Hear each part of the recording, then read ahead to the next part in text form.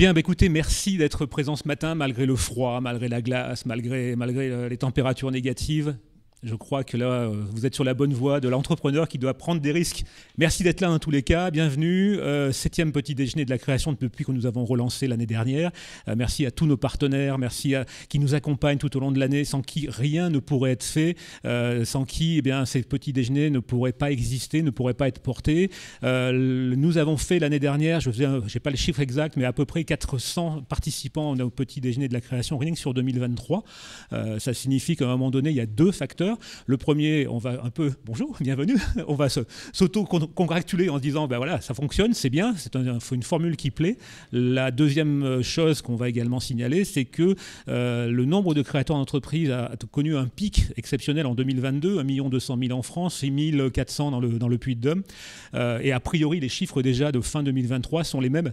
C'est-à-dire que cette progression continue à exister. Et pourquoi ? Parce que indéniablement parlant, la création d'entreprise aujourd'hui fait partie du parcours de la vie de tout à chacun, que ce soit des étudiants, que ce soit des porteurs de projets salariés ou demandeurs d'emploi, ce qui n'était pas le cas il y a simplement 4 ou 5 ans, où on devait être à peu près à la moitié en termes de nombre de créations en France, donc ça vous imagine le parcours. Merci Evelyne dans tous les cas pour l'invitation, Evelyne Bernard donc de l'IUT Clermont-Auvergne, qui est d'être venue avec tes étudiants, et merci pour l'invitation. 24 heures pour entreprendre, ça fait plaisir à un moment donné d'aller à l'IUT, voilà, et de se voir qu'à un moment donné on croise des dizaines d'étudiants, encore une fois, qui ont dans un petit coin du cerveau, au-delà de leur diplôme, cette idée de se mettre à leur compte, cette idée de se lancer. Et puis, c'est aussi pour eux, et puis pour tous les porteurs de projets qui sont là, sur lesquels on a voulu créer ce petit déjeuner qui a une thématique un peu particulière. On ne l'a jamais abordé. On ne l'a jamais abordé comme tel. C'est un fil rouge qui revient régulièrement, mais on ne l'a jamais abordé comme tel. C'était de se dire, il y a un vrai blocage quand on regarde les enquêtes. Malgré le nombre en forte création de création d'entreprise, il y a souvent des gens qui restent bloqués parce que, au secours, je vais tout perdre. D'accord ? Je crée ma boîte, c'est passionnant, j'ai les yeux qui brillent, je suis à mon compte, je fais ce que je veux. Mais il y a des gros risques, des risques financiers, des risques juridiques, des risques en matière d'assurance, des risques, bref, beaucoup de risques parce qu'il ne faut pas se voiler la face, on le sait. 3 entreprises sur 5, grosso modo, à quelque chose près, vont disparaître dans les 3 ans, 5 ans, enfin voilà, dès les premières années. Donc il y a des facteurs de risque. Mais ces facteurs de risque, en vérité, ils sont de 2 ordres. Ceux que vous allez devoir assumer, parce qu'un entrepreneur, par définition, c'est un indépendant qui prend des risques tous les jours. Mais vous allez prendre des risques à juste titre. Savoir si j'investis, savoir si j'embauche, savoir si je me lance sur un nouveau marché. Ça, c'est votre problématique. C'est à vous de le gérer. Et encore il y a des consultants et des gens extérieurs qui pourront vous aider. Voire même des coachs, je vois Floriane, voilà, des gens qui pourront vous apporter beaucoup de choses dans votre parcours d'entrepreneur. Et puis, il y a des risques que vous pouvez éviter. Et paradoxalement, quand on voit les enquêtes, c'est des risques que vous pouvez éviter. Parce que tous ces acteurs qui sont présents ce matin vont vous expliquer qu'en vérité, on peut vraiment éviter beaucoup de risques. C'est ces risques-là qui bloquent. C'est-à-dire que souvent on dit « oh là là, je vais tout perdre, oh là là, si j'ai un emprunt bancaire au moment de ma création, je vais laisser ma maison, et puis voilà, etc., etc. » Donc ça veut dire que tous ces risques-là, vous allez vous rendre compte qu'aujourd'hui, grâce à l'investissement de beaucoup d'acteurs présents dans la chaîne d'accompagnement à la création d'entreprise, ils sont évitables. Donc concentrez-vous sur vos risques, chiffre d'affaires, embauche, nouveaux marchés, innovation, R&D, etc. Et puis partagez le reste, vos risques avec les différents acteurs qui sont là. Une belle table ronde ce matin, une belle table ronde qui n'est jamais ronde, c'est la blague classique. Pourquoi ? Parce que nous avons, entre autres, au-delà de vous, madame, et vous, messieurs, aussi la présence du président du tribunal de commerce, monsieur Quinty, que je tiens à saluer pour sa présence ce matin, parce que il est de manière incontournable le représentant d'une institution qui fait peur. Il y a le mot tribunal à l'intérieur. Or, le mot tribunal, c'est l'ultime de l'ultime, à un moment donné, parce que vous allez peut-être déposer le bilan. Certes, c'est incontournable, c'est la loi, c'est la réglementation, on ne peut pas l'oublier. Mais il est également à la tête d'une institution qui a une véritable mission pour vous accompagner, et dont on méconnaît très souvent, malheureusement, la qualité et la quantité de services qu'elle peut vous proposer. On en parlera avec vous, monsieur Quinty. Et ce que je vous propose d'ailleurs en quelques mots, plutôt que de vous présenter, c'est si vous voulez... Alors, il y a 2 micros, oui, là, les micros HF sont là. Si, en quelques mots, monsieur Quinty, vous présentez peut-être juste quelques mots. Qui êtes-vous ? Il est allumé, tout va bien. Voilà, et l'institution que vous représentez. Je ne sais pas si... Oui, le micro fonctionne bien.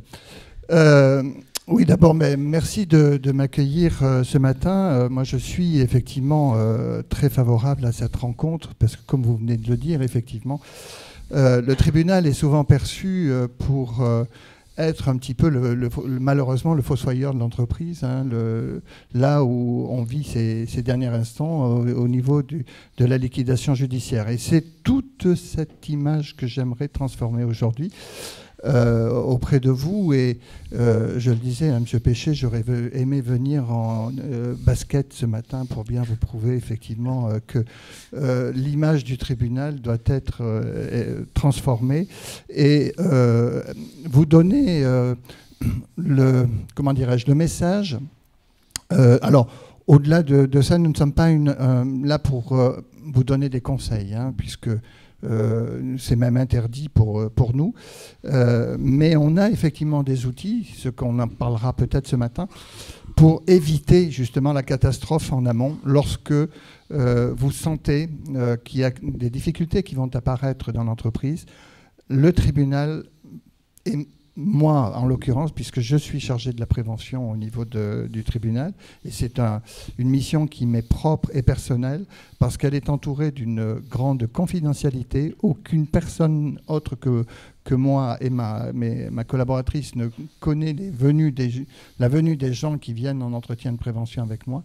Donc ça, c'est un entourage majeur de la réussite de la prévention, puisque il n'y a que vous et moi, et puis après les acteurs de la prévention qui connaissent cette démarche. Voilà, donc c'est ce message que je voulais faire passer ce matin, c'est qu'on est là, effectivement, pour proposer des outils lorsqu'il y a une bonne anticipation des difficultés de l'entreprise. Alors, ma présence est un peu incongrue ce matin. On pourrait dire, mais qu'est-ce qu'il fout là, ce type? Parce qu'on vient de parler de la création des entreprises, du développement, de la réussite, et puis lui, il vient nous parler des difficultés. En fait, je pense qu'il vaut mieux, effectivement, connaître ces outils, les avoir dans la tête, et que ce ne soit pas un blocage pour vous, mais bien au contraire, que vous sachiez au démarrage que ça existe, et puis que s'il y a un incident de parcours, parce que comme vous l'avez souligné, effectivement, les premières années sont compliquées pour un créateur d'entreprise, et bien s'il y a un incident de parcours, on peut être là pour vous aider à franchir cette difficulté. Voilà, j'ai beaucoup pris de temps. Non, mais effectivement, c'était une importante entrée en matière. Yann Denef, avec toutes mes excuses, il y a le logo Pôle emploi derrière. Yann, c'est un nouvel employeur, France Travail. Voilà. France Travail qui, ce matin, alors, je te laisse te présenter. Voilà, déjà, c'est plus facile. La présentation. Bonjour à tous. Donc, Yann Denef, je suis conseiller à l'emploi et référent création d'entreprise pour le Pôle emploi, ex-Pôle emploi de Condom. Donc, maintenant, France Travail. C'est notre nouveau nom avec de nouvelles missions. Toujours les mêmes engagements d'accompagner les demandeurs d'emploi dans le retour à l'emploi. Et parmi les solutions de retour à l'emploi, il y a effectivement la création d'entreprise. Donc nous, on va être là pour vous accompagner tout au long de votre parcours, de l'idée, de l'émergence même de l'idée, avant même que vous ayez trouvé la bonne idée. On peut vous trouver des solutions pour être accompagné, pour déterminer la bonne idée.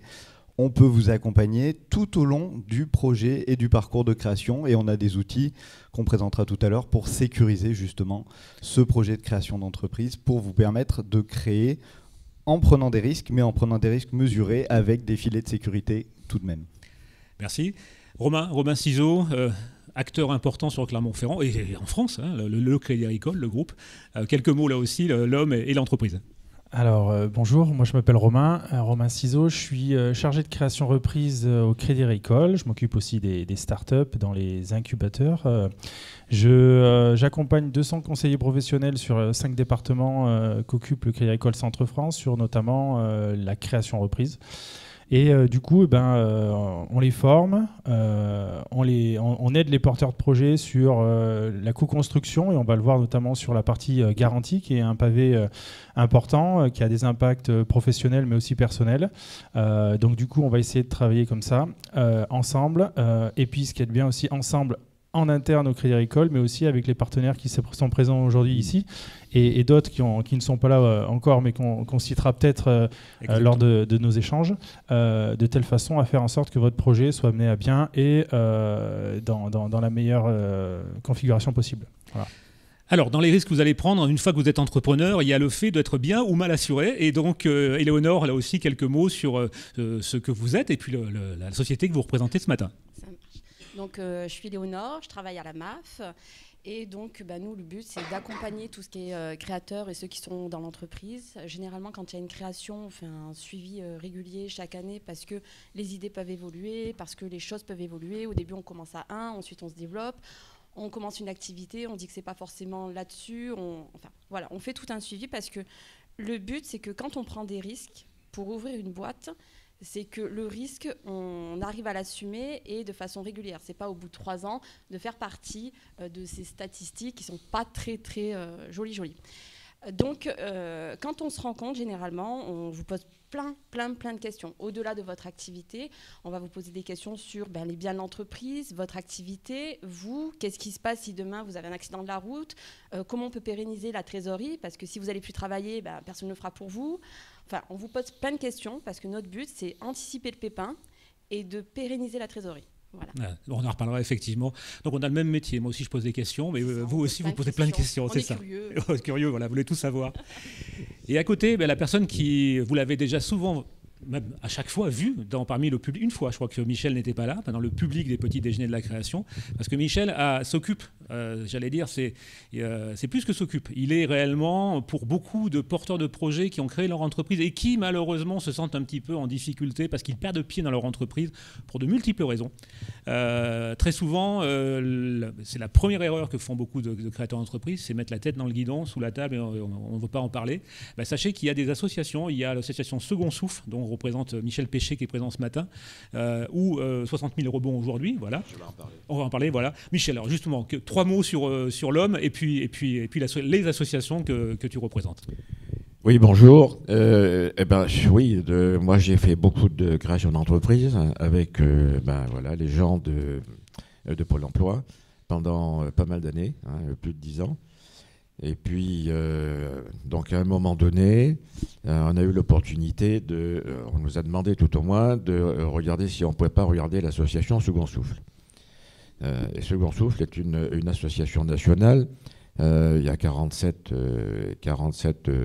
endroits aujourd'hui où on fonctionne. On a démarré, nous, à la fin de 2019. Et en fait, on récupère ceux qui ont des grosses difficultés. Malheureusement, comme tu l'as dit très exactement, d'abord on se cache un peu, on se le cache aussi d'ailleurs, on se dit oui mais ça ira mieux. Mon fils est tombé dans cette affaire, donc j'ai vécu ça réellement à l'intérieur et de manière quand même assez forte. Et quand j'avais fini au téléphone, il me disait de toute façon je m'en sortirai. Et je disais immédiatement ça va pas du tout, c'est qu'il y a véritablement un problème. Et ça a pris du temps. C'est-à-dire qu'il a quand même fonctionné pendant 9 ans, mais il a peiné pendant 4 ans. C'est-à-dire vraiment très, très, très, très puissant. Et c'est moi qui ai dit, stop, on arrête, parce que ça commençait à faire du dégât à la maison. Donc il a fallu s'arrêter. Alors, c'est pas un schéma qui est comme ça. Ils sont tous comme ça. Voilà, ça, il faut se le dire. Donc, il y a des choses qui s'ouvrent, notamment, comme a dit le président, sur un tête-à-tête. J'en ai eu un cette semaine qui n'est pas prêt. Voilà, mais malheureusement, le pauvre, ça sera un peu compliqué. Il n'a fait aucune faute. Il a tout simplement des clients qui sont en difficulté. Ah oui, c'est ça, Et les clients qui sont en difficulté viennent. Pourquoi ils sont en difficulté ? Parce qu'il y a des marchés qui sont en train de baisser actuellement. Et comme il travaille sur un produit qui est un produit intermédiaire, il n'y a aucune faute de gestion, il a bien fonctionné, vraiment tout est parfait. Il lui faut aujourd'hui 15% de plus de chiffre d'affaires et il est sauvé. Mais pour l'instant, il y a un problème et donc du coup, les dettes, elles s'appuient, elles montent. Et là, il va falloir qu'on fasse quelque chose avec le président plus tard. Voilà. C'est ça, exactement. Alors, vous l'avez compris, l'idée, c'est pas du tout de vous faire peur, bien au contraire. C'est de vous balayer ce matin. Alors, vous savez qu'on va parler que de choses un peu négatives, a priori, voilà, d'accord ? Mais si vous les avez dans un coin de votre tête, on est en mesure de vous assurer que vous avez éliminé... Alors, dans le titre de Petit Déjeuner, on était un petit peu provocateur, on disait 0 risque. Allez, vous pouvez éliminer 80% des risques et vous concentrer sur ce que vient d'évoquer Michel, la réalisation de votre entreprise, du chiffre d'affaires et faire avancer votre entreprise. Comme vous devez nous quitter, Monsieur le Président, je vais vous donner la parole en premier. Effectivement, je vous redonne la parole parce que, encore une fois, est-ce que vous pouvez déployer un petit peu ce que vous avez commencé à évoquer, c'est-à-dire cette partie peut-être méconnue du tribunal de commerce, alors qui va peut-être changer de nom, c'est ça? Vous disiez pas de nom, mais le mot tribunal, c'est pas le mot. Non, c'est. Non, malheureusement, parce qu'effectivement, ce vocable, ce mot fait peur. Moi, j'avais envie, si ça avait tenu qu'à moi, j'aurais appelé ça la maison de la justice économique. Oui. Je pense que ça aurait eu un. C'était déjà effectivement porteur d'espoir. Un peu plus porteur. Mais bon, voilà, malheureusement. Et on représente quand même la justice économique en France, donc le mot tribunal, malheureusement, sera conservé. En premier lieu, je voudrais vous dire qu'il y a quelque chose d'important. On a parlé, M. Péché tout à l'heure parlait effectivement de ce qu'on pourrait vivre comme un échec pour un chef d'entreprise. Il connaît des difficultés et il cesse. Et nous, ce qu'on essaye de porter, c'est justement cette civilisation de l'échec franco-française et de transformer ça en rebond. C'est essayer de comprendre. Alors, je sais bien, je fais un peu la propagande pour 60 000 rebonds en disant ça, mais avec Second Souffle et 60 000 rebonds, voilà des associations que je viens de découvrir, moi. Et dont le message est extraordinaire parce que c'est justement profiter de ce qu'on a vécu, des difficultés, pour pouvoir rebondir et repasser à autre chose. Vous avez ce qu'on ne cesse de dire aux gens qui viennent malheureusement dans les phases ultimes de cessation d'entreprise. Je peux vous assurer que tous mes juges au tribunal qui s'occupent de ça sont pleins d'humanité et de compréhension. Pour les dossiers, bien sûr, qu'ils méritent, parce qu'on a quelques dossiers parfois un peu tendancieux. Mais ceux-là, on sait les identifier, et donc on n'a pas la même attitude. Mais pour tous les autres, vous avez eu le courage d'entreprendre. Vous avez eu le courage de créer des emplois. Et ça, c'est pour nous quelque chose d'extraordinaire. Et effectivement, comme on l'a dit tout à l'heure, bien souvent, ce n'est pas une faute de gestion de la part du chef d'entreprise, mais il a un phénomène extérieur qui s'est produit, un client important qui n'a pas payé, un client important qui a disparu, un sinistre important dans l'entreprise qui a fait que l'activité n'a pas pu se déployer comme prévu. Donc, sur son mode de gestion et sur sa capacité personnelle, il n'est pas en cause. Il ne faut pas que ce soit quelque chose de vécu personnellement. Voilà. Et ça, c'est ce qu'on essaye de faire. Et d'ailleurs, à ce propos, et après je viendrai sur la prévention, un de mes objectifs de ma mandature, puisque moi je suis président depuis l'an passé seulement, de ce tribunal, ça a été de mettre en place l'association APESA, qui est une association qui a pour but d'apporter des solutions pour les entreprises ou les chefs d'entreprise, ou leur entourage qui ont des souffrances psychologiques aiguës liées à ces difficultés de l'entreprise. Et on apporte des solutions pour aider les chefs d'entreprise ou leur entourage, encore une fois, à passer ce cap. Alors, le message que je voulais vous passer ce matin, c'est effectivement qu'il faut entreprendre. Voilà. Malheureusement, les chiffres que vous citiez tout à l'heure sur la création d'entreprises, ce n'est pas ceux qu'on constate en 2023 à Clermont-Ferrand, où on a malheureusement un effet de ciseau, c'est-à-dire malheureusement une augmentation des pertes d'entreprises et une diminution de la création. Donc il faut créer, moi je ne vais pas vous dire faire des bébés, c'est encore trop tôt pour vous, mais pour la majorité d'entre vous, mais faites créer de l'entreprise, c'est important et il faut s'engager dans ce schéma-là. Personnellement, je vais vous dire, j'ai créé une entreprise et j'ai été en liquidation judiciaire. C'est peut-être ce qui m'a amené d'ailleurs à m'intéresser de près à la mission du tribunal de commerce. Si je peux juste vous interrompre, c'est un élément important que peu de gens sachent. Vous n'êtes pas un magistrat professionnel. Alors je ne suis pas un magistrat, puisque voilà, nous sommes des magistrats consulaires, donc des magistrats élus par nos pairs. Et nous sommes des professionnels. J'ai longtemps exercé la profession d'assureur. Et j'étais donc agent général d'assurance à Clermont-Ferrand. J'ai cessé mon activité il y a 3 ans. Pour la petite histoire, je suis aussi le créateur du Clermont Foot, pour les gens qui s'intéressent au football sur la région, mais je ne suis pas venu pour vous parler de ça. Donc, qu'est-ce que peut apporter le tribunal ? Eh bien, le tribunal, effectivement, il a, comme je vous le disais en préambule, une mission importante en matière de prévention des entreprises en difficulté. Et on a 2 outils à notre disposition qui sont la conciliation et le mandat ad hoc. D'ailleurs, il y a un webinaire que j'ai vu, qui a été fait, que j'ai regardé, qui était proposé par votre association, qui est très très bien fait. Et je vous invite sincèrement à le regarder parce qu'il vous apporte toutes les clés en la matière sur le plan technique d'utilisation de la conciliation et du mandat. Alors qu'est-ce que c'est ? D'abord, effectivement, le chef d'entreprise, comme je l'ai dit, il peut à un moment sentir qu'il y a un mur qui va se présenter devant lui. En général, c'est le mur de la trésorerie.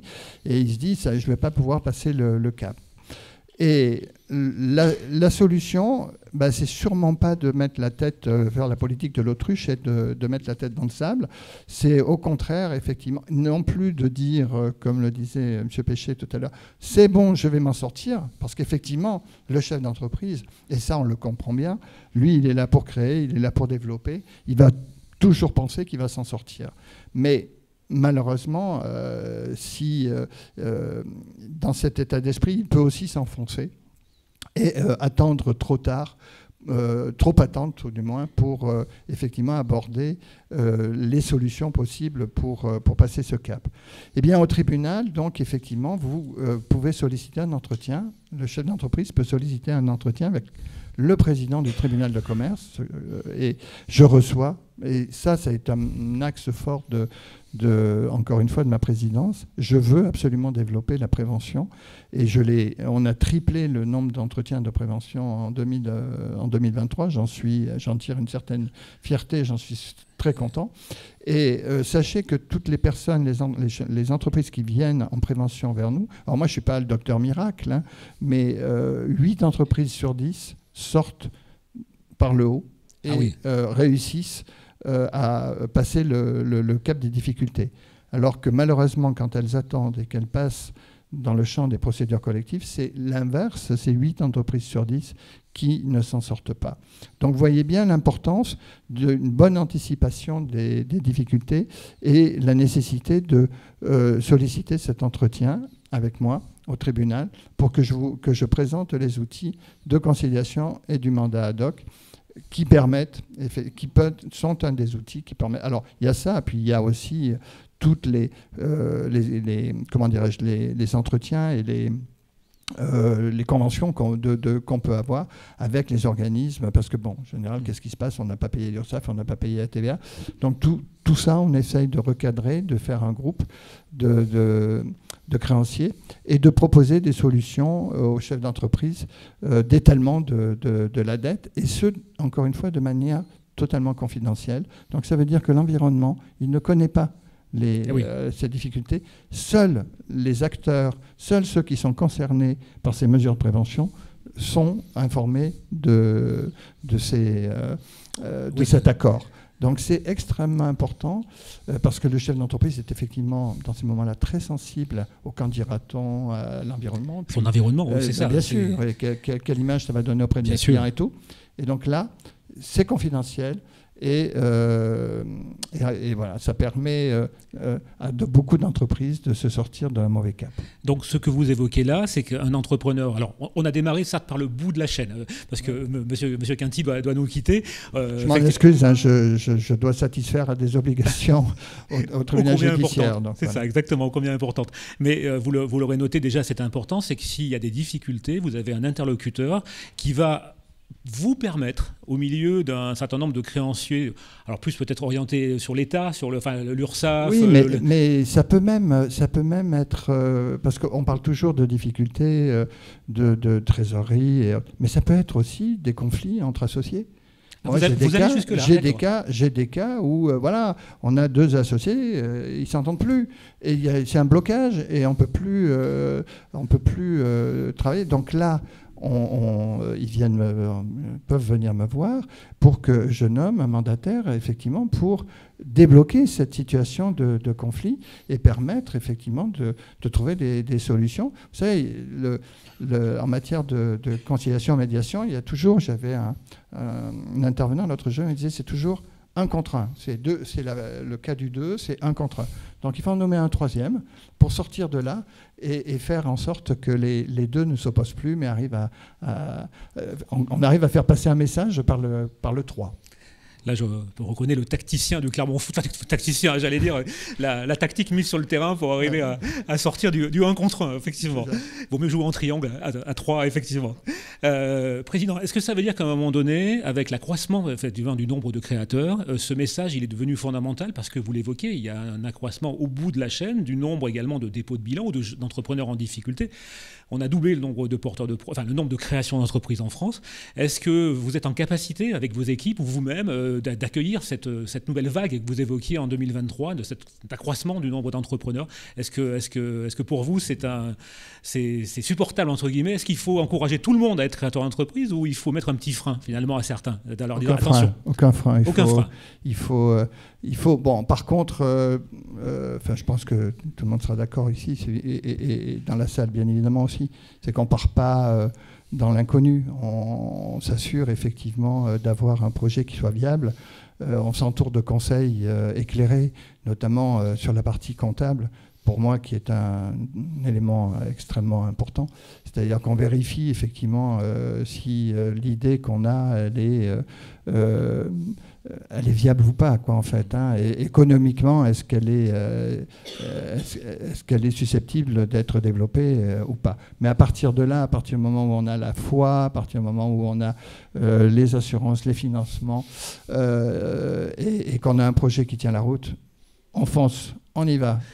C'est un beau message. Et puis après, on voit. Et si effectivement, encore une fois, je le dis, il y a un petit caillou qui se met dans la chaussure, eh bien, on lève la tête, on anticipe et on sait qu'on a des solutions autour de nous et il faut absolument les utiliser et surtout éviter de faire la politique de l'autruche, ce que je disais tout à l'heure. Exactement.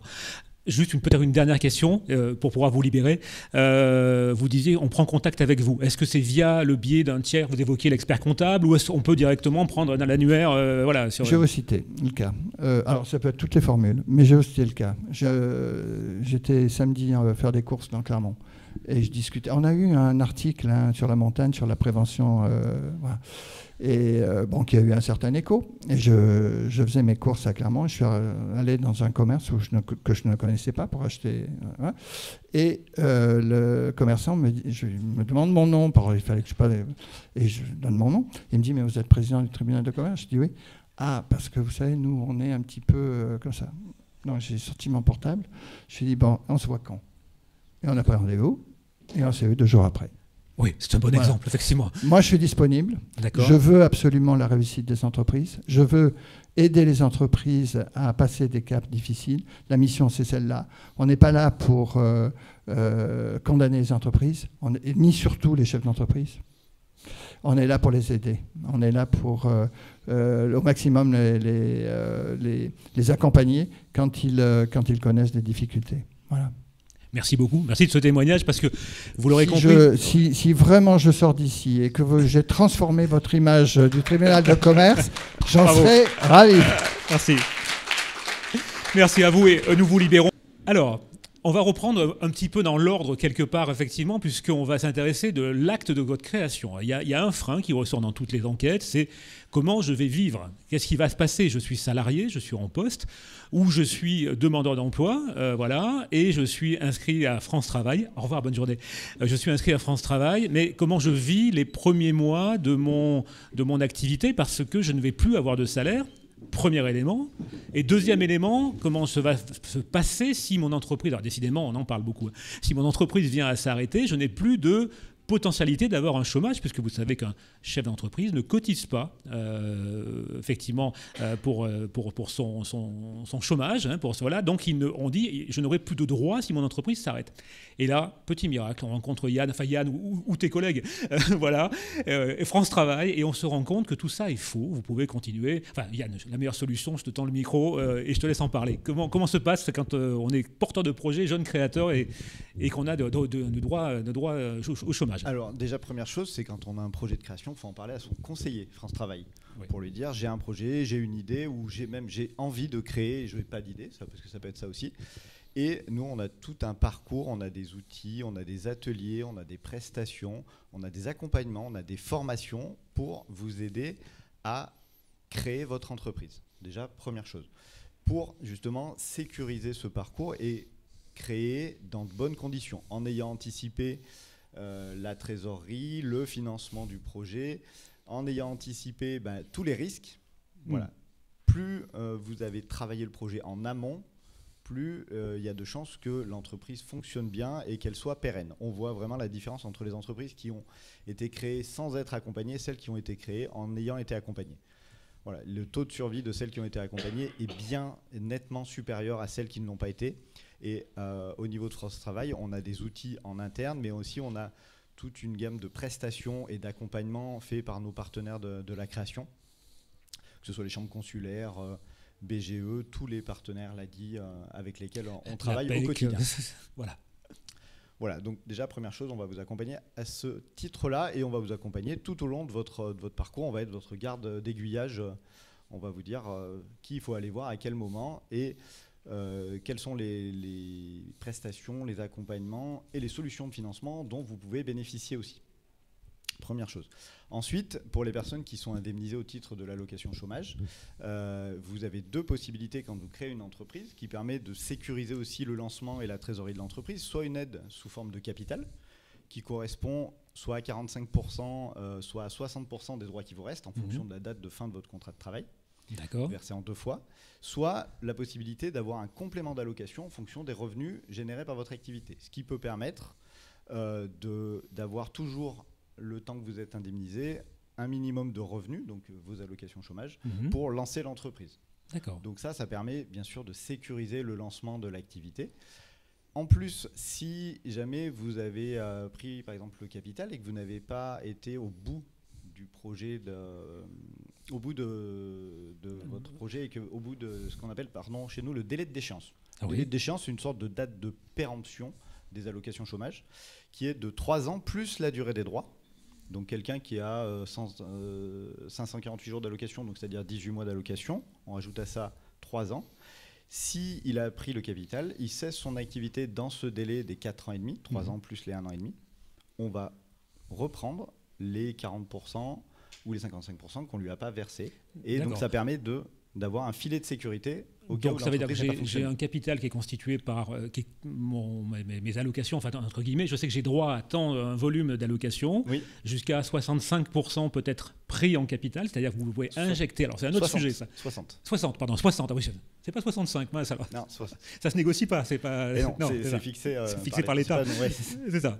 C'est pas toi qui décide effectivement. Ah non, voilà, bon, d'accord. Donc vous pouvez dire, sur ce montant-là, je la mène en capital. Alors c'est un autre débat, mais l'apport en fonds propres, c'est-à-dire qu'on appelle les fonds propres le capital de départ, c'est fondamental. C'est pas le banquier qui me dira l'inverse. Donc déjà, dites-vous bien à un moment donné, enfin j'espère, ou alors le monde a changé. Mais voilà, mais j'allais dire, ça c'est un premier élément, mais c'est pas le sujet de ce matin. Ça veut dire que vous pouvez avoir, même si vous n'avez pas de fonds au départ pour démarrer, là vous avez une solution pour pouvoir démarrer. Et ce qu'il reste dans vos allocations, excuse-moi, je reformule, mais parce qu'effectivement, ce qui reste dans vos allocations, c'est-à-dire que vous n'avez pas consommé dans vos droits acquis en allocation chômage, vous l'aurez en report dans un certain délai que tu as évoqué, effectivement, en allocation. Et le jour où votre entreprise s'arrête, je ne vous le souhaite pas, mais encore une fois, il faut l'évoquer, eh bien, vous pouvez le récupérer en allocation chômage. Donc c'est intéressant parce que ça veut dire que vous êtes, au départ, vous avez un capital qui vous est constitué, ce qui est très important. Et au final de l'entreprise, même si encore une fois, je souhaite tous d'avoir une entreprise qui soit pérenne, vous avez quand même des droits chômage. Et donc ça veut dire que l'image qu'on a très régulièrement de se dire je me retrouve sans rien si ma boîte s'arrête, ce n'est pas vrai. Alors ça ne va pas durer 150 ans, mais c'est quand même à un moment donné une capacité à... Pour la plupart des personnes, c'est 4 ans et demi, donc ça laisse quand même le temps de voir si l'entreprise est pérenne. Voilà. C'est ça. Donc ça laisse un filet de sécurité. Pour les personnes qui prennent le complément d'allocation, c'est dans la limite de leurs droits. D'accord, oui, tout à fait. Donc voilà, ça laisse aussi le temps.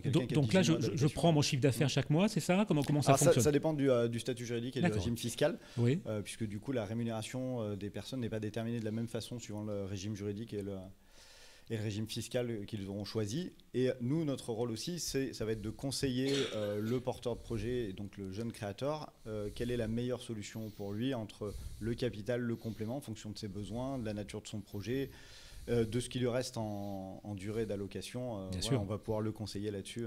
Ça veut dire effectivement, j'ai droit 1500 € d'allocation chômage chaque mois. Voilà, c'est un exemple.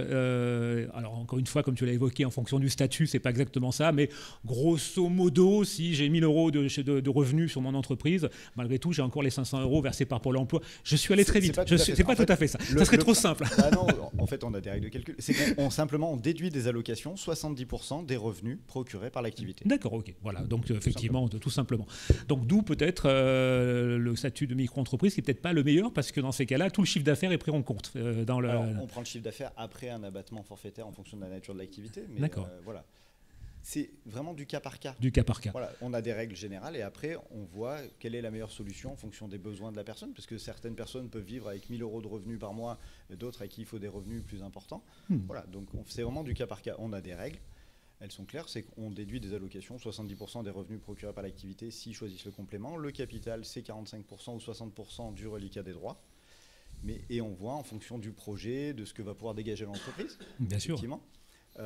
Parce que quelqu'un qui s'installe comme maçon va sûrement faire un peu plus de chiffre d'affaires qu'une sophrologue qui est au début de son activité et qui n'a pas encore de réseau.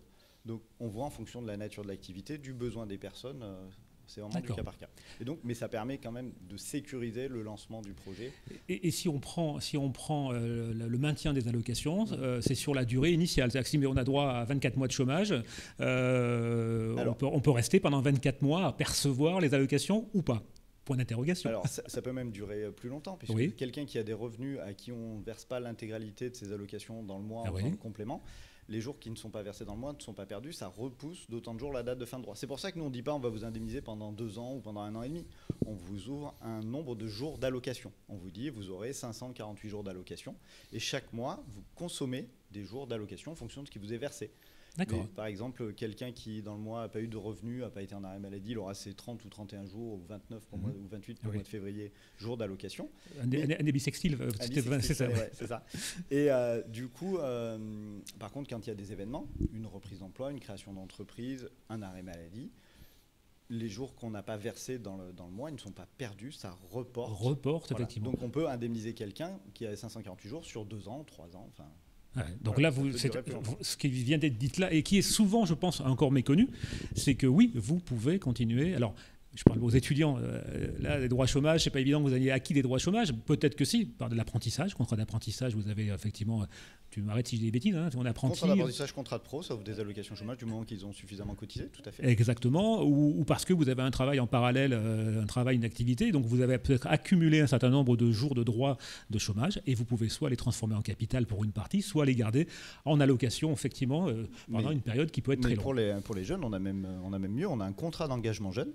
Oui. Qui est un contrat que les jeunes signent avec France Travail, sur lequel ils s'engagent à effectuer des démarches de recherche d'emploi, de formation ou de création d'entreprise en contrepartie d'un revenu.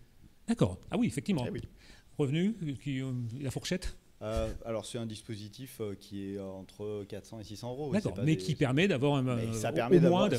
Voilà. D'avoir un complément c'est un engagement donnant-donnant. Les jeunes s'engagent à faire des démarches pour rechercher un emploi, pour se former ou créer leur entreprise, et en contrepartie de ça, ils ont une allocation, ce qui est vraiment très bien. Exactement. Alors, on arrive là aussi, parce qu'à chaque fois, vous l'avez compris, on va vous parler du début de votre création d'entreprise pour vous sécuriser, et puis de la fin. Et alors, à la fin, il existe un nouveau dispositif dont on parlait hier. Nouveau, il est pas très nouveau, mais il est assez méconnu, effectivement. Voilà. Ça s'appelle l'allocation du travailleur indépendant. C'est-à-dire que quelqu'un qui a créé son entreprise, qui n'a plus d'allocation chômage possible, si son entreprise cesse pour une raison indépendante de sa volonté, liquidation, redressement, il peut s'inscrire à France Travail et bénéficier donc de l'allocation du travailleur indépendant. Il y a par contre une condition, en plus du fait que la liquidation ou le redressement ait eu lieu, donc que l'entreprise ait cessé pour une raison indépendante de sa volonté, puisque quelqu'un qui revend son entreprise... Oui, c'est pas les mêmes conditions, on est d'accord. C'est pas le même cas. Il faut que la personne ait eu au moins 10 000 euros de revenus sur l'année civile, sur l'une des 2 dernières années civiles complètes. Oui, voilà. C'est très modeste quand même, effectivement. Voilà. Et donc il pourra, dans ce cas-là, bénéficier de l'allocation du travail indépendant, qui est un revenu qui va entre 600 et 800 euros sur une période de 6 mois. Ça permet justement de rebondir, d'avoir un petit peu, de ne pas rester sans rien, le temps de retrouver autre chose, repartir soit sur un nouveau projet de création, soit de repartir sur une recherche d'emploi salarié. D'accord, effectivement. Donc là, vous l'avez vu, je crois que c'est la deuxième leçon dans l'ordre de prise de parole, entre guillemets, mais la première dans l'ordre logique de la création d'entreprise. Quand vous créez, vous êtes accompagné, vous ne perdez pas vos droits, vos dispositifs, et ça, c'est une vraie filet de sécurité. Parce que, effectivement, ça signifie que si vous êtes en poste, si je démissionne, je peux créer mon entreprise et avoir les allocations chômage. Alors, il y a déjà un dispositif qui s'appelle démission en conversion, qui permet aux personnes qui ont 5 ans d'affiliation en continu de faire valider leur projet de création ou de formation d'ailleurs, en amont de la démission. Ils font valider leur projet par l'instance paritaire territoriale, Transition Pro en fait. Il faut se faire accompagner par un opérateur du CEP qui accompagne les salariés. D'accord. C'est Transition Pro, c'est l'organisme, c'est l'organisme général, oui. Mais vous avez la chambre de métier, l'APEC pour les cadres, les CIBC qui peuvent vous aider à monter le dossier, instruire la demande. On fait valider le projet en amont de la démission. Une fois que le projet est validé, les personnes démissionnent, s'inscrivent à Pôle emploi et ça permet d'ouvrir des droits. Donc ça, ce dispositif démission en conversion, c'est très bien. La seule condition, c'est d'avoir un vrai projet qui a un caractère réel et sérieux et d'avoir 5 années d'affiliation au régime d'assurance chômage en continu. C'est-à-dire d'avoir travaillé 5 ans dans les 5 dernières années. D'accord. Donc ça, c'est déjà la première chose qui permet d'avoir des droits tout de suite malgré la démission. Et ensuite, quelqu'un qui démissionne, qui crée son entreprise, nous, au moment où il va s'inscrire chez nous, on va lui dire non, vous êtes en situation de chômage volontaire, on ne vous indemnise pas. Par contre, il aura la possibilité, au bout de 121 jours, donc l'équivalent de 4 mois, de présenter un dossier de demande de réexamen de sa situation, qui sera examiné par une instance paritaire également, sur lequel il va devoir démontrer l'ensemble des démarches de recherche d'emploi, de formation ou de création d'entreprise effectuées pendant ce délai des 121 jours. D'accord, ok. Pendant ces 4 mois. Et donc là, si l'instance paritaire considère qu'il a fait suffisamment de démarches, des droits vont lui être ouverts et il pourra à ce moment-là bénéficier du complément ou du capital par rapport à la création de son entreprise. Bon, ben on a un filet de sécurité qui est installé. On sait qu'on va pouvoir maintenir ou avoir à des droits d'allocation chômage, même si on crée son entreprise, ce qui est une bonne chose. Je rajouterai, parce que ça ne fait pas partie de... Alors, sauf si tu veux rajouter quelque chose, je vois que tu as pris le micro à la main. Je pensais que tu allais me poser une question. Ah, d'accord. Non, j'allais donner la parole à Romain, mais j'allais juste rajouter, parce que ça ne fait pas partie de France Travail, qu'une fois que vous êtes créateur d'entreprise, il existe... Effectivement, vous ne cotisez pas pour les allocations chômage. J'ai pas récupéré le froid moi depuis tout à l'heure, j'arrive pas à parler avec la bouche, voilà. Mais sachez qu'il existe des dispositifs de cotisation volontaire. C'est-à-dire, et c'est peut-être même recommandé, des fois on a tendance à éliminer des charges, vous savez, quand on crée sa boîte, notamment l'assurance, on dit la plus petite, on en parlera tout à l'heure. Et souvent, c'est bien, je ne paye pas les cotisations pour le chômage parce que je ne serai jamais au chômage. Pas sûr non plus. Donc si vous avez consommé l'intégralité de vos droits chômage, sachez qu'il existe des dispositifs paritaires qui sont portés, généralement il faut être adhérent soit à la CPME, soit au MEDEF, il faut être adhérent à un syndicat professionnel et vous pouvez cotiser à un dispositif qui vous permet, comme une Pôle emploi un peu plus cher, parce que c'est privé, légèrement, me fait grimace effectivement de Yann, mais il existe, ça existe, et ça vous permet de cotiser et surtout d'avoir là un filet de sécurité parce que vous avez une année derrière qui, si vous avez cotisé suffisamment, là aussi, vous avez c'est pas une allocation chômage, mais ça revient effectivement à avoir une protection et un salaire si vous devez vous arrêter. C'est bon de le savoir aussi, même si effectivement c'est un système, un dispositif privé. Romain, alors là, c'est l'homme par qui vous passerez obligatoirement un jour dans son bureau. Voilà, vous créez votre entreprise, vous avez choisi le Crédit Agricole, c'est obligé, c'est la banque des créateurs d'entreprises, à 80%, vous passerez, et puis peut-être si vous avez de la chance, vous rencontrerez Romain, et là il vous dira tout, parce que il vous dira deux choses, il vous dira qu'il y a tout un dispositif vraiment en place au sein du Crédit Agricole pour vous accompagner. Et ce dont on va parler ce matin, il vous dira qu'effectivement, vous ne risquez pas de tout perdre. Non, est-ce que je vais devoir vendre ma maison, Romain, si effectivement j'ai emprunté de l'argent pour créer mon entreprise? Ça se passe comment au Crédit Agricole? Alors, ça se passe plutôt bien déjà. Après, ce qu'il faut se dire, c'est qu'on n'est pas aux États-Unis. C'est-à-dire qu'on ne va pas mettre femmes, enfants, tout le monde sur le trottoir. Aujourd'hui, on est en France, il existe des lois, des dispositifs qui vous permettent de conserver votre résidence principale si vous en avez une, bien évidemment, et d'autres biens aussi, hein, mais avec des dispositifs un petit peu plus complexes. Donc oui, lorsque je crée mon entreprise, va y avoir un petit peu, comme on l'a dit tout à l'heure, un échange, une discussion sur concrètement un peu comment votre patrimoine, votre projet, et ça va découler sur pas mal de composantes de votre projet et de co-construction qu'on va pouvoir faire ensemble. Alors hypothéquer sa maison, non, ça se fait pas. L'hypothèque existe, hein, certes, en termes de garantie. Alors déjà, il faut se dire pourquoi on garantit un prêt. Alors garantir un prêt, ça permet plusieurs choses, mais la plus importante, garantir un prêt, c'est pour la banque, si en cas de perte, en cas de non aboutissement du projet, de ne pas perdre obligatoirement toutes les sommes perdues, toutes les sommes prêtées.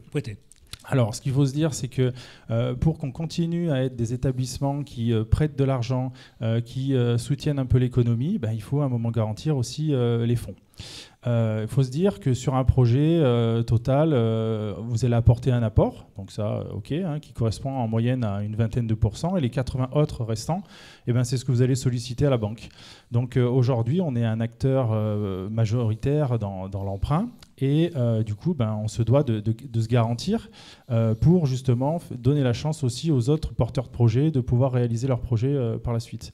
Il faut se dire que ces derniers temps, on a eu une conjoncture assez particulière avec des aléas imprévus, imprévisibles,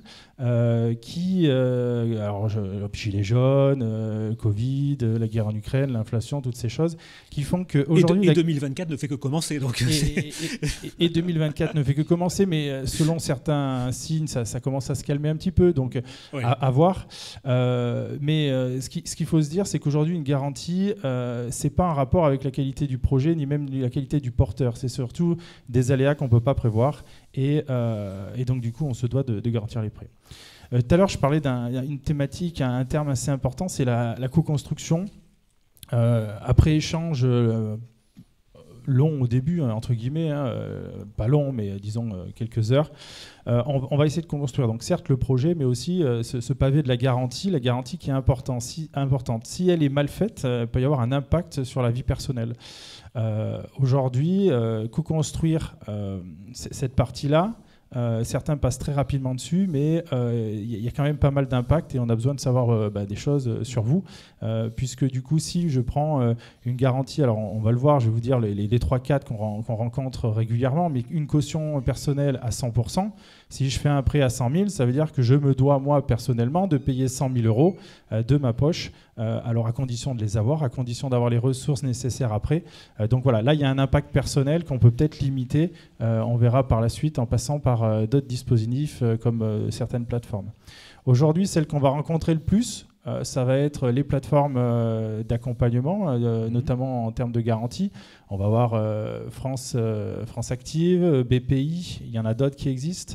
Vous allez avoir souvent, comme elles ne peuvent pas se faire seules, des nantissements de fonds, des nantissements de fonds commerciaux ou artisanaux, et des cautions. Parce que souvent, dans les projets, on retrouve un petit bout de caution personnelle qui permet de tenir un peu le capitaine si le bateau commence à prendre un peu l'eau. Mais ça permet aussi de tout donner jusqu'à la fin. Et puis après, il existe d'autres dispositifs, comme M. Quinty le disait, qui nous permettront de redresser la barre. Alors, juste ces garanties, pour synthétiser il y a beaucoup de messages et il y a beaucoup d'informations extrêmement importantes. Donc déjà, premier élément, pour avoir un crédit bancaire, on n'est pas dans les garanties là, certes, mais on amène 20% du montant à peu près, selon le projet, j'imagine, la nature. Voilà, pour un prêt de 100 000, il faut amener 20 000 € grosso modo dans le ratio. Par contre, on se dit, si j'emprunte ces 80 000 €, je vais en être caution, je vais devoir les payer, même si c'est pour mon entreprise, les payer. Et c'est là où les garanties interviennent et elles vont couvrir quelque part, alors là aussi pas en totalité, c'est aussi le message qui a été évoqué, mais c'est une réalité. Vous êtes des chefs d'entreprise, vous devez quelque part prendre techniquement une part du risque. Des banquiers, tels que présents ici, ce sont des entreprises. Ils se doivent aussi de se couvrir, ce qui est bien un minimum de choses, parce qu'à un moment donné, ils sont comme vous. Alors, une banque, difficilement déposer le bilan, c'est pas vous qui allez enclencher le dépôt, mais enfin, je ne sais pas, dans certains prêts, ça représente des sommes importantes. Donc ça veut dire que la banque doit se couvrir, et donc automatiquement, elle va demander des garanties. Et là interviennent des organismes qui peuvent techniquement se substituer à vous quelque part pour 80% ou 70% du montant et couvrir, vous protéger et faire que vous ne perdez pas tout et vous ne perdez pas votre maison. C'était ça le début. Et tu en étais sur ces plateformes. En 2 mots, comment interviennent ces plateformes? Soit il faut aller les voir. Alors on parlait de BPI, France Active, je ne sais plus. Alors, il faut aller les voir ou c'est la banque qui va les chercher? Il y a deux choses. C'est-à-dire que nous, quand on va vous rencontrer dans un premier temps, que ça soit de la phase au tout début, l'idéation, j'ai une idée, je voudrais monter une entreprise, ou j'arrive avec un business plan et j'ai un projet, on va vous conseiller, on va vous ouvrir notre réseau déjà. Donc du coup, ce qui va se passer, c'est qu'obligatoirement dans le réseau, il y aura tous les acteurs ici présents, il y aura aussi les différentes plateformes d'initiative ou d'accompagnement, tant sur des prêts d'honneur que sur des garanties, que sur de l'accompagnement, puisque du coup ces plateformes vous accompagnent aussi avec des mentors, et c'est ça qui est aussi intéressant, dans le sens où vous n'êtes pas tout seul. Quand je vais faire mon premier règlement de TVA, quand je vais faire mes premières opérations, j'aurai un mentor. Donc ça peut être très bien, puisque le message, c'est surtout ne pas rester seul, comme le disait M. Quinty tout à l'heure.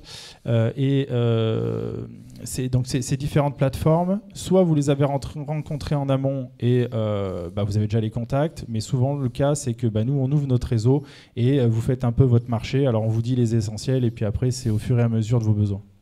Donc eux, quelque part, vont vous assurer le porteur de projet pour une partie de l'investissement et vont après l'examen de leur dossier, parce que c'est important, c'est pas tout le monde, c'est pas un droit, vous rentrez pas dans ces organismes ou dans votre conseiller bancaire en exigeant une garantie. Il y a un examen de votre dossier, c'est quand même la moindre des choses, et on évalue si votre dossier mérite d'être aidé, et dans ces cas-là, donc encore une fois, vous ne vendez pas votre maison, puisque si vous avez une maison, mais j'allais dire, vous êtes couvert au moins pour une partie importante de votre prêt, et c'est dans le cadre vraiment des prêts à la création d'entreprise, justement. On peut en parler de ces prêts à la création? Comment ça fonctionne au Crédit Agricole? Alors, on parlait de garantie. Donc, sur les prêts création et les prêts reprises d'entreprise, nous, au Crédit Agricole, on n'a pas de garantie sur ces types de prêts. Donc là, ça simplifie la chose, mais ça viendra se coupler avec un prêt classique qui, lui, aura des garanties. Donc, on reste dans la thématique.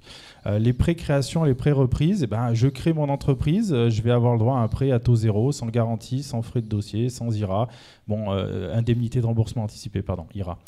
Et donc, du coup, toutes ces choses, ça va venir booster un petit peu votre prêt. Ça va venir aussi diminuer le coût de crédit, parce qu'il ne faut pas se leurrer, en ce moment, on est dans une conjoncture où les taux d'intérêt augmentent, donc tendent à se stabiliser, mais on a subi de fortes hausses. Et après, ça correspond à 30% du montant total du projet, limité à 30 000 euros. Donc ça veut dire, si j'arrive à avoir 30 000 euros à un taux zéro, c'est déjà plutôt pas mal, et surtout, il n'y a pas de garantie dessus. Sur la partie reprise, je veux reprendre une entreprise. Pareil, là, je vais avoir aussi des prêts à taux pas zéro, c'est un peu plus, c'est 0,5, mais c'est bonifié. C'est des taux bonifiés qui nous permettront justement de limiter ce coût de crédit. Et là, toujours pareil, ça peut aller jusqu'à 50 000 euros sans garantie, sans frais de dossier et indemnité de remboursement anticipé.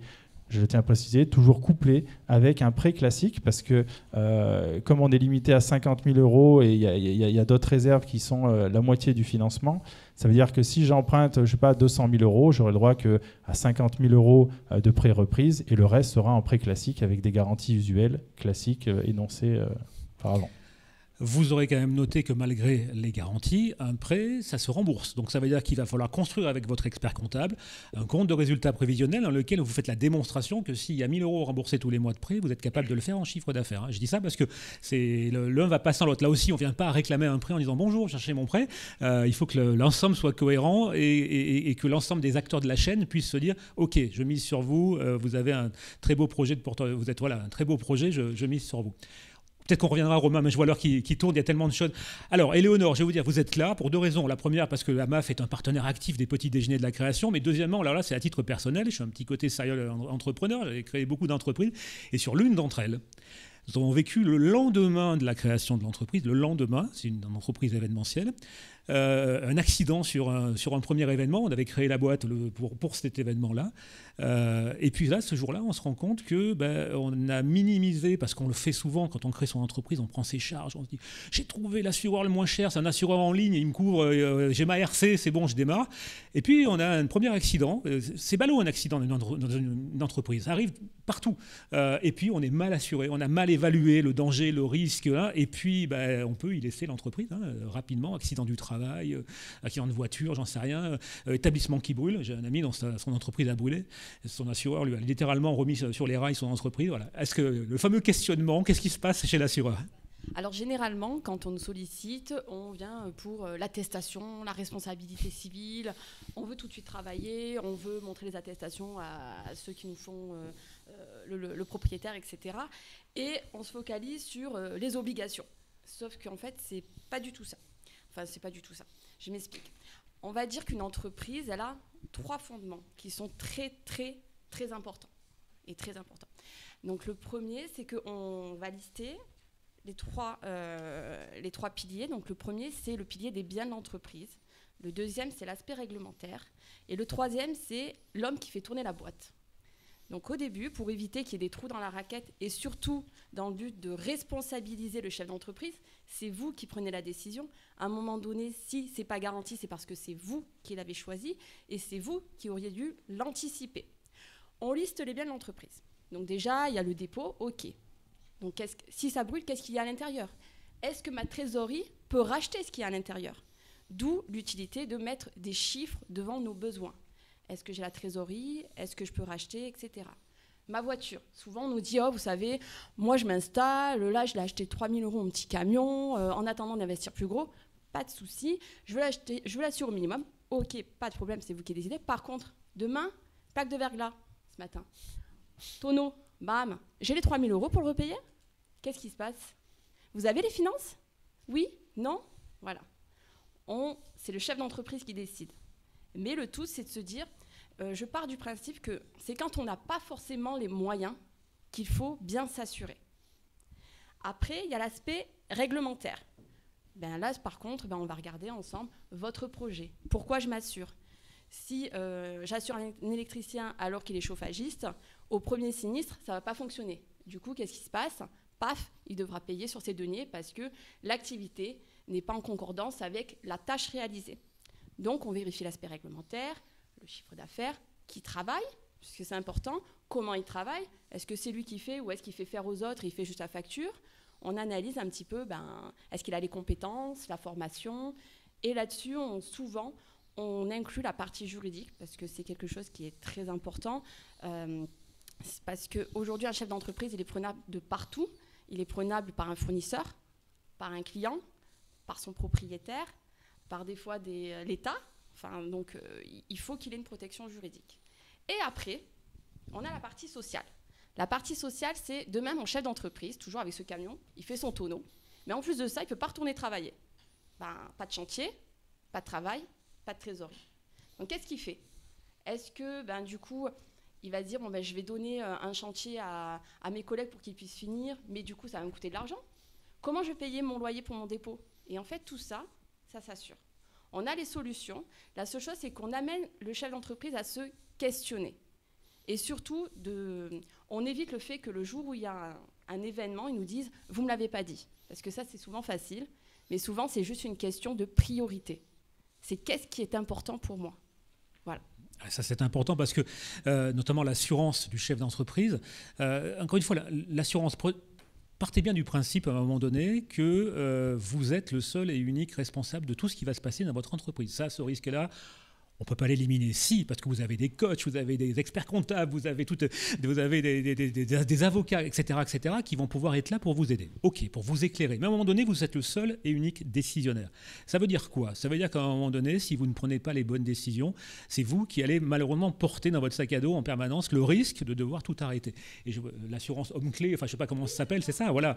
Ouais. Ça permet effectivement à un moment donné de dire, si moi, je dois m'arrêter. Alors là, on a évoqué un chantier, oui, c'est logique, parce que si vous êtes maçon, encore une fois, et vous n'êtes pas sur votre chantier, ça ne se fera pas. Mais même si vous voulez monter une start-up et vous êtes le seul dans l'entreprise à porter un savoir-faire, si demain vous êtes en incapacité de travailler, et avec l'exemple du verglas est parfait parce que c'est le bon exemple, hein, vous avez 6 semaines d'arrêt parce que vous avez fait une méchante chute et vous ne pouvez plus travailler, ça sera peut-être intéressant que votre assureur ait été de manière... Et ce n'est pas après qu'on va chercher son assureur, c'est avant. En fait, on n'assure pas une maison quand elle a déjà brûlé. C'est ce principe-là. Voilà. Et le tout, c'est de toujours avoir le questionnement, est-ce que je peux supporter l'impact financier ? Si je ne peux pas le supporter, il vaut mieux payer 5, 6, 7, 10 € par mois, mais être juste serein. Voilà. Ouais, c'est clair. Je prendrai juste un autre exemple vécu par un autre entrepreneur que je connaissais qui a, dans la journée, il avait un courrier urgent pour un appel à projet à déposer à la poste. Un de ses collaborateurs lui dit « Ah ben oui, mais bouge pas, je vais aller poster le courrier ». Il prend la voiture de l'entreprise, et c'est pas grave, il prend la voiture de l'entreprise. Et il est parti, et à l'occurrence, il a eu un accident, heureusement pas très grave, parce qu'à l'occurrence, la voiture de l'entreprise était mal assurée, puisque elle était qu'au nom du chef d'entreprise, pas pour les collaborateurs. Ça veut dire que si c'était, alors en l'occurrence, c'est un petit accident d'une aile froissée, ils se sont arrangés à l'amiable et tout. Mais si ça avait été un piéton renversé, c'était des dizaines de milliers d'euros sur le dos de l'entreprise. Parce que, à l'occurrence, une voiture qui n'est pas assurée pour l'ensemble des collaborateurs ne peut pas être conduite par tous les collaborateurs. Donc ça, c'est à se poser, à en parler avec votre assureur et de balayer avec lui tous les risques et de voir tous. Et vous, votre rôle, il est capital. Finalement, en amont, le fameux questionnement, il est central. Alors, il est central. Donc, tout à l'heure, j'ai dit donc la protection sociale. Il y a tout ce qui est prévoyance, il y a tout ce qui est santé, la retraite. Si vous ne la faites pas vous, personne ne la fera pour vous, entre guillemets. Donc tout ça, c'est très important. La seule chose, c'est que quand j'accompagne en fait un créateur, c'est que quoi qu'il en soit, dans un an, on se voit. On peut se voir avant parce qu'il y a des évolutions, il n'y a pas de souci, mais on prend date. Parce qu'un chef d'entreprise, il est seul, et des fois, il y a des gens que je rencontre, ils se lancent, et en fait, ils n'avaient pas anticipé le fait que la solitude, ils ne se sentent pas en phase. Ah oui. Et du coup, ils me disent, en fait... je me sens pas en phase, je vais la clôturer. Et on n'est pas que là non plus pour faire des contrats, on est des conseillers, on est là pour faire de l'accompagnement. Tout comme j'ai des clients qui au début ils se disent non mais attendez, moi je vais tout faire, je vais faire l'électricité, je vais faire la salle de bain, je vais faire du placo. Et en fait au bout d'un an, je dis alors du coup vous avez fait quoi? Et bien il me dit en fait ça je l'ai pas fait, ça. On réajuste. Tout évolue. Et surtout quand on a la personnalité entrepreneuriale, c'est que vous êtes tout le temps en évolution. Un entrepreneur, il a 10 idées à la minute, il va et il tente, et puis ensuite il se dit non, pourquoi pas, il se questionne. Mais je veux dire, c'est important, peu importe les personnes avec qui vous allez collaborer, mais de les voir une fois par an. C'est le minimum. Voilà. J'espère que le message côté assureur sera passé parce que vous l'avez compris, dans le parcours on essaye de suivre depuis le début, vous verrez qu'au milieu de votre vie d'entrepreneur, c'est une manière de dormir serein parce que c'est pas quand les incidents ou les accidents arrivent qu'on se pose la question sur l'avenir de sa société. Et là aussi, encore une fois, vous pouvez être couvert. Ok, ça veut dire que là derrière, vous avez éliminé les problèmes de salaire, au moins au début, voilà, et peut-être de couverture chômage si l'entreprise s'arrête. Vous avez garanti pour une grande partie vos prêts bancaires. Vous êtes protégé pendant la vie de l'entreprise parce que vous avez été bien assuré et ça couvre beaucoup de choses. Vous l'avez vu, ça couvre l'humain, ça couvre le social, ça couvre les accidents. C'est pas que la maison qui brûle, justement, ça couvre plein de choses, la prévoyance, la santé, etc. et tout. Là aussi, la couverture santé, enfin je veux dire la prévoyance, ça aussi, on peut décider de ne pas payer, oui effectivement, mais enfin c'est des économies de bout de chandelle, quoi. Encore une fois, il est peut-être plus facile de payer 150 € par mois pour vous couvrir au niveau santé de manière correcte et de gagner ces 150 € de chiffre d'affaires par ailleurs en bossant un petit peu plus que de dire j'ai fait l'impasse, parce que le jour où ça vous arrive, à n'importe quel âge, le jour où ça vous arrive, ça devient très compliqué. Merci Éléonore.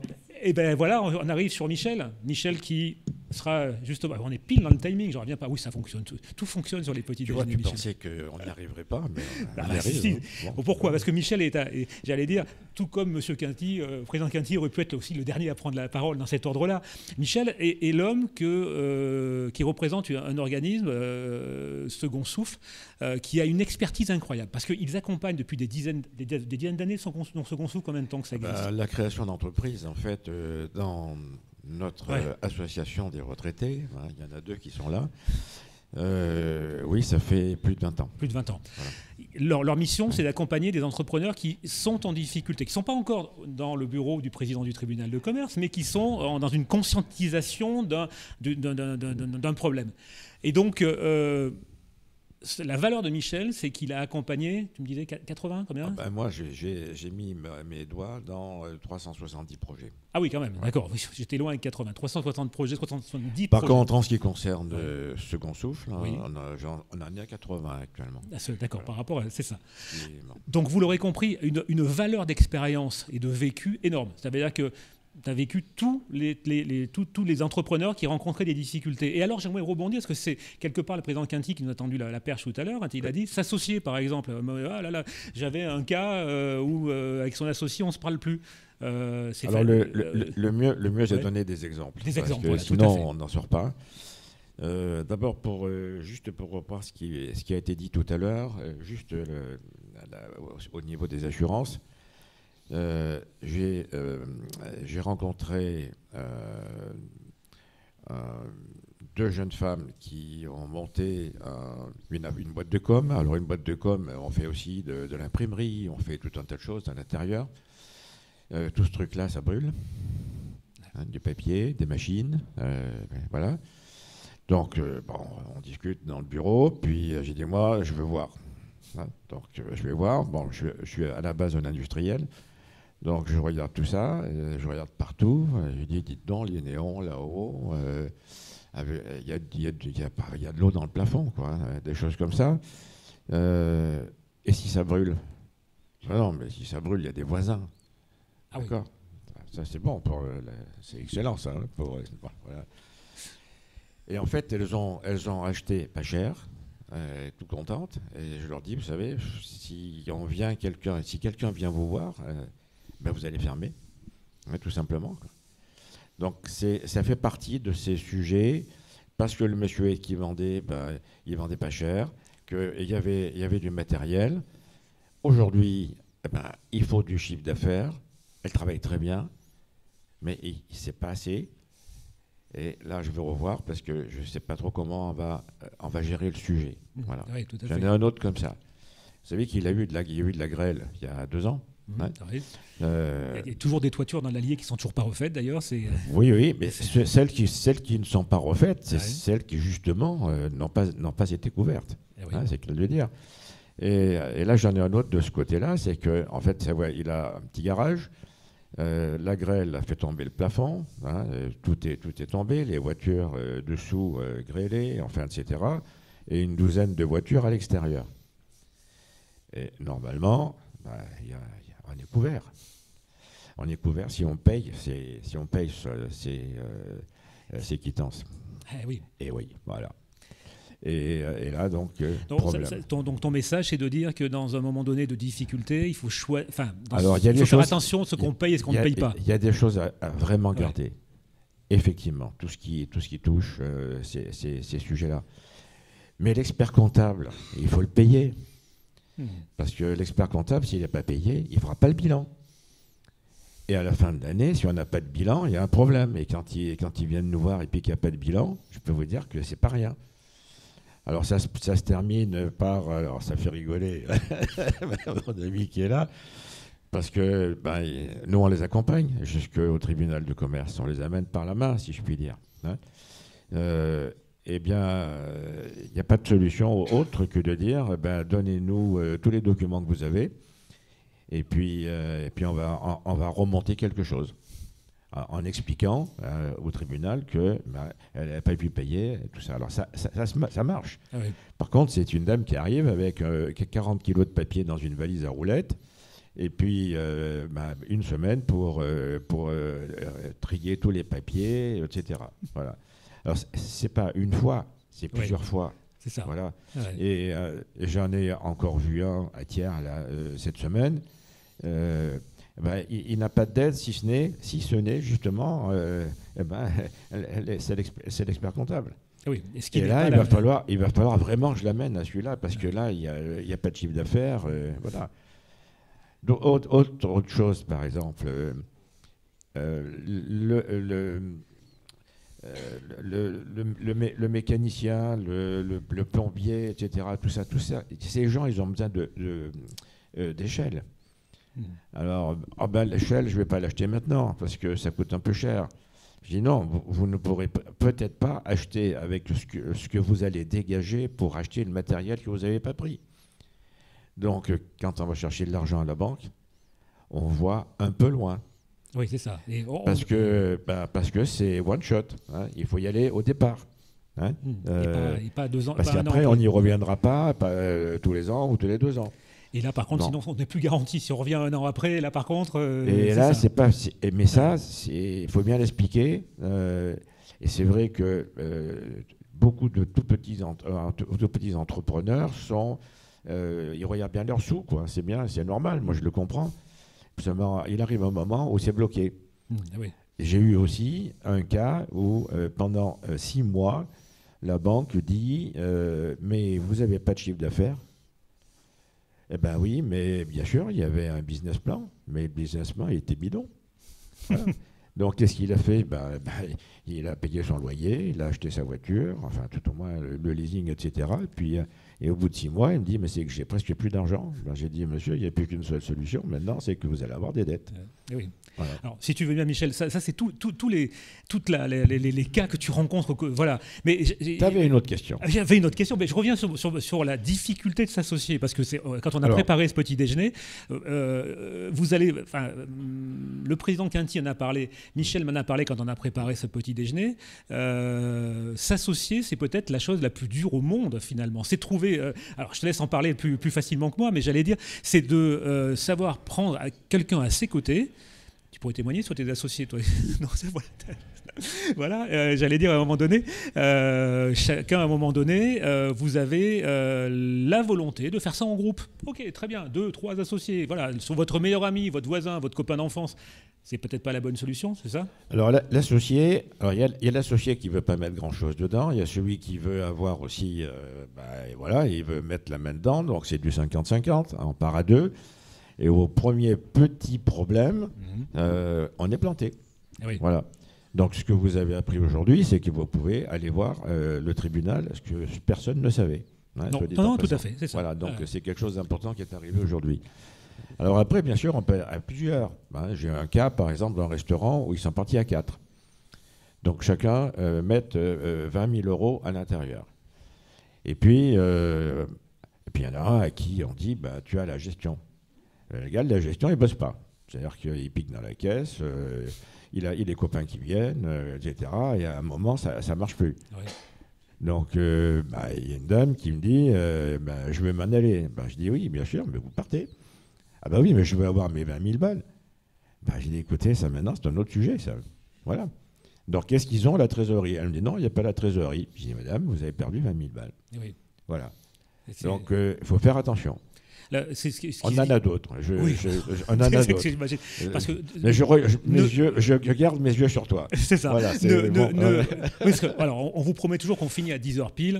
C'est un principe, parce que derrière, après, alors, il y a des pains au chocolat, des chouquettes et des cafés. Et surtout, vous pouvez continuer à poser vos questions. On verra les chouquettes après. C'est ça.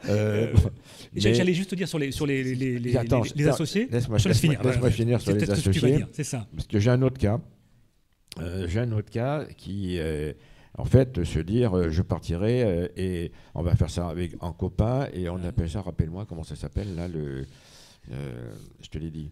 On va peut-être pas citer les noms, on laisse faire, c'est pas grave. Non, c'est pas. En scope, c'est ça? Non, c'est pas ça. En scope, voilà. En scope. Alors la scope, c'est un truc super. On a travaillé à l'avance. Bon, on y est. Oui, on bosse un peu. Hein, on a préparé votre truc. Hein, voilà. Bon, il y avait 3 pages, mais on va. Alors, la scope, c'est bien parce que chacun est son petit entrepreneur. Et puis, on se dit, qui c'est qui est le patron? On va choisir. Tout est bien. Et puis là aussi, si ça ne marche pas, une très très belle affaire sur laquelle on a énormément travaillé avec le GCE, elle a volé complètement en l'air parce que celui qui tirait la charrette, les autres n'étaient pas d'accord. Ils se sont bien engueulés et tout est tombé. Voilà. Et alors, par contre, tout le travail était fait, les investissements étaient faits, etc. Et voilà. Ok, stop, j'arrête. Non, mais c'était juste en plus l'exemple sur lequel j'allais appuyer. Merci, Michel. Que vous démarriez en scope, en organisation horizontale, d'accord? Ok, j'ai dit ça, que c'est très tendance et j'adore ce système-là. Que vous démarriez à 3 associés, etc. Parallèlement, écrivez en amont de la création peut-être un pacte d'actionnaires, peut-être une organisation qui est écrite et rédigée. Vous savez, il se passe 2 cas, on minore complètement le nombre d'entreprises qui volent en éclats parce que l'associé n'est plus du tout ce qu'on a imaginé. Ça peut être un copain avec qui on a fait une demi-vie de fête et de plaisir et même d'école, etc. Mais vous savez, il y a 2 choses dans l'entreprise. Soit parce que vous allez gagner de l'argent, soit parce que vous allez en perdre. Dans les 2 cas, les amis vont changer d'attitude. Quand je dis gagner de l'argent, c'est parce que la répartition va être différente. Il y a celui qui va dire attends, on a gagné, moi je récupère de l'argent, je vais acheter une Porsche. Et puis il y a celui qui va dire non, il faut investir, c'est le moment. Ou moi je veux racheter une boîte à côté. Et ça, c'est trop tard. Le jour où vous avez créé, si vous n'êtes pas d'accord, il n'y a personne qui dira j'ai raison, tu as tort. On voit un nombre d'entreprises qui arrêtent à cause des conflits entre associés qui est énorme. Et c'est valable aussi pour les systèmes d'entreprise horizontales, j'allais dire, dans lesquels, effectivement, comme les scopes ou autres, dans lesquels c'est excellent pour la valeur de l'entreprise. Mais il faut déterminer en amont qui prend les décisions et qui va valider. C'est compliqué, mais parce qu'à un moment donné, il faut que quelqu'un prenne une décision, sinon le côté je vote en permanence pour tout, malheureusement, ça donne beaucoup d'échecs. Ça reste quand même des dispositifs extrêmement passionnants. Et Michel, quand on a préparé ce petit déjeuner, tu as évoqué la famille aussi. Avant de créer son entreprise, c'est de prévenir votre conjoint, votre conjointe ou vos proches que finalement, vous allez peut-être changer de mode de vie. Vous allez peut-être plus rentrer à 17h30 le soir, mais parfois finir à 22h. Michel, voilà un exemple. Juste quand même un point qui est très important.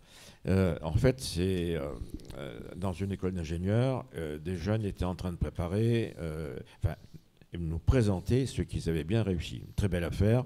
Ils avaient monté une boîte pour fabriquer des châssis. Tout ça, c'était bien pour faire du trail dedans. Et en fait, ils nous ont dit un truc que j'ai bien retenu. Ils disaient à leurs amis, c'est super, on a bien réussi, mais on l'a réussi parce que quelqu'un nous a dit qu'avant de partir, il fallait d'abord garder la maison et il fallait la mettre à l'abri. Ça veut dire que l'argent que vous avez, combien de fois c'est ce qu'ils ont récupéré de la grand-mère est partie, donc on a trouvé un petit peu d'argent et on dit ça y est, j'y vais. Bon, c'est pas suffisant quoi. Avoir de l'argent, c'est pas suffisant. Et en même temps, il faut bien vous dire que, et c'est ça pour l'emploi, mais qui s'appelle autrement aujourd'hui, il y a quand même ces 2 années souvent qui sont là. Donc, qui permettent de ne pas prendre d'argent sur l'entreprise. Parce que les 2 premières années, n'imaginez pas que vous aurez un salaire, vraiment, un vrai salaire, pas vraiment. Et en fait, ils avaient dit, nous, on est jeunes, on a des petits-enfants, et on a calculé ce qu'il nous fallait pour vivre, réellement pour vivre. Donc ça, on se le garde, et après, on regardera ce qu'on fera. Mais d'abord, on a gardé tout ce qu'il fallait pour que la maison ne saute pas. Ce que je voulais vous dire, c'est que quand ça ne va pas, et on va arrêter là-dessus, il y a un cycle, qu'on appelle le cycle de deuil, où on fait un rebond, on dégringole, on remonte du point et il y a plusieurs fois où on dégringole dedans et ça remonte, etc. À la sortie, les gens sont complètement lessivés. Alors il faut tout faire pour ne pas tomber. Parce que quand on est tombé, vous ne savez pas dans quoi ça vous amène. Donc ça peut aller au pire. C'est le boulot d'APESA. On est censé vous dire qu'il faut créer votre boîte. Vas-y Michel, continue. Oui, non, mais tout ce qu'on a dit, il ne faut pas le gommer. Non, voilà, c'est ça, exactement. Est-ce que si on ne veut pas l'entendre, un jour on risque peut-être dedans. Alors quand on le sait, on va voir tous les gens qu'il faut aller voir. Exactement, c'est ça. D'accord. Ouais. Mais je vois encore des gens qui sont partis avec rien et aujourd'hui, ils sont moins que rien. Ouais, voilà, si je puis dire. Merci. Merci Michel. Voilà, on est à 5 minutes près, mais je rigolais avec Michel qu'on a travaillé des heures sur la préparation de ce petit déjeuner et ça paraît difficile d'entendre ça, mais si vous l'avez entendu, ça veut dire qu'à un moment donné, vous êtes prêts. Et si vous êtes prêts, vous pouvez que créer, c'est tout. Il est presque 10 heures, si vous voulez bien, je vous demande d'applaudir nos intervenants quand même, merci. Comme je vous l'ai indiqué, à la sortie, vous avez la partie café, vous allez pouvoir continuer à échanger, partager. Oui. Mais voilà, c'est exactement, vous pourrez récupérer ça à partie café. Et à très bientôt, notamment la semaine prochaine, on a un atelier des experts de la création, mais je pense que beaucoup d'entre vous sont déjà inscrits. Merci à vous, bonne journée.